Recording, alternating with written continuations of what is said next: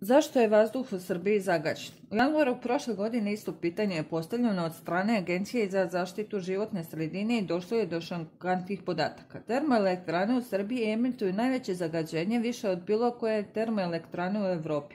Istraživanja kažu da naše termoelektrane emituju više sumpor dioksida godišnje nego sve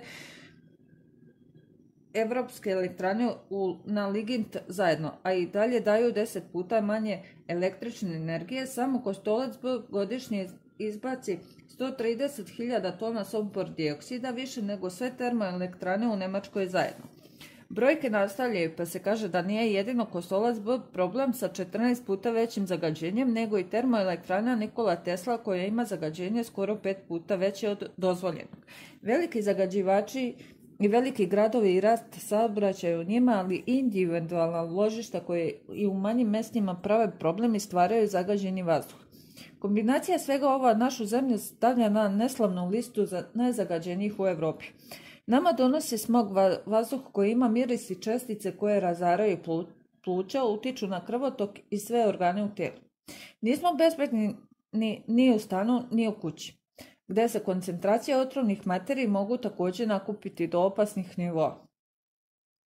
Mere su donesene i radi se na smanjenju nivoa zagađenja, ali dok to ne da neke izvesnije rezultate, jedino zatvoreni prostori mogu postati oaza planinskog čistog vazduha i odmor za naša pluća. Praćenje nivoa zagađenja vazduha. Prvi obavezan način borbe sa zagađenim vazduhom je da se svaki dan provjeri nivo zagađenja u mjestu u kom se živi. Nije neophodno znati da li su to PM2,5, PM5 ili PM10 mikrona sumpor dioksida, metala, kiseline, prašine, čaži, arsena, olova i nikla.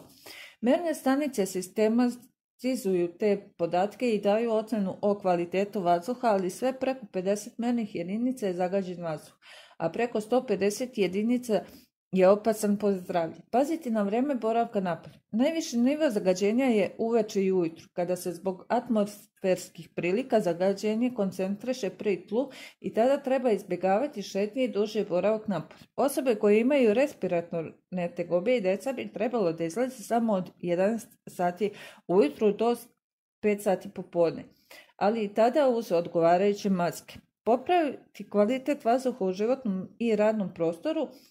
Pored izbjegavanja udisanja najtežih zagađivača, jedini način borbe je da se zatvoreni prostori efikasno prečisti i napravi zdrav vazduh za sve osobe koji su u zatvorenom prostoru. Ipak svi ovi savjeti jedino rade na tome da se nivo zagađenja u prostoru ne pogoršava, ali samo prečišćivači vazduha mogu da donesu potpuno čist vazduh i zdravo disanje punih pluća. To je jedini način kako se zaštititi u stanu ili kući.